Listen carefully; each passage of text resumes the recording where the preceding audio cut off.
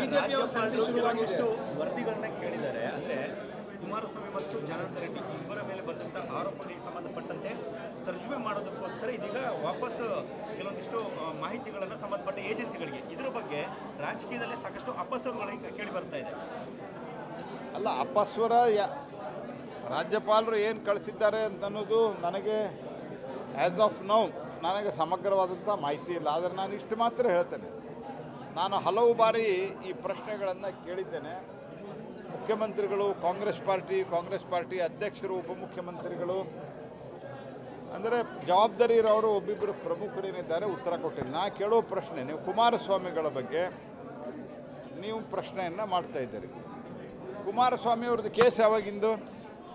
2005-6 5-6 ಆದ ನಂತರ ನೀವು 13ರಿಂದ 18ರೊಳಗೆ ಯಾರಿದ್ದಿರಿ?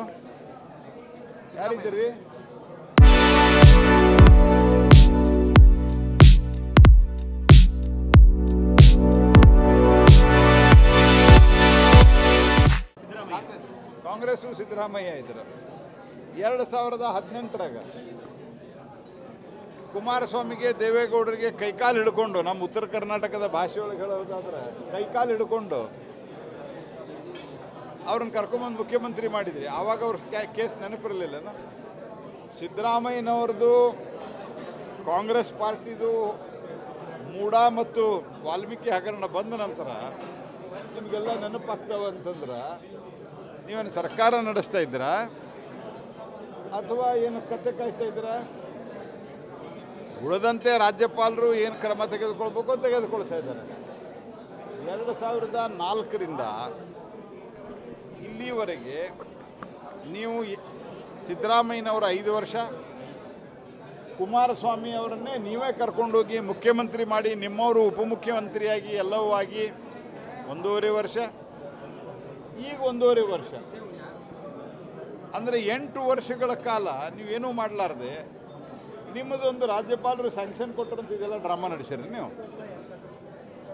ಜನ ನಿಮ್ಮ ಡ್ರಾಮಾ ಅರ್ಥ ಮಾಡ್ಕೋತಾರೆ, ನಿಮ್ಮ ನಾಟಕ ಅರ್ಥ ಮಾಡ್ಕೋತಾರೆ. ಇದು ಭಾಳ ದಿವಸ ನಡೆಯಲ್ಲ. ಅಲ್ಲ, ಈಗ ಬಿಜೆಪಿಯವ್ರ ವಿರುದ್ಧ ಶುರುವಾಗಿರುವಂಥದ್ದು ನಿಮ್ಮ ವಿಪಕ್ಷ ನಾಯಕರ ಮೇಲೆ ಆರೋಪಗಳು ಬಂದಿದೆ, ಕಂಪ್ಲೇಂಟ್ ಕೊಟ್ಟಿದ್ದಾರೆ.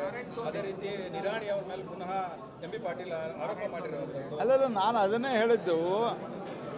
ಇವೆಲ್ಲ ಆರೋಪಗಳು ಯಾವ ಕಾಲದ್ದು? ನಿರಾಣಿ ಮೇಲಿನ ಆರೋಪ 2008ರಿಂದ 13ರವರೆಗೆ ನಮ್ಮ ಸರ್ಕಾರ ಏನಿತ್ತು ಅವಾಗಿಂದಿದೆ. ಅಲ್ಲ, ಛಲವಾದಿಯವ್ರದ್ದು ಅವರು ಲ್ಯಾಂಡ್ ತೊಗೊಂಡಿದ್ದು 2004ರಲ್ಲಿ.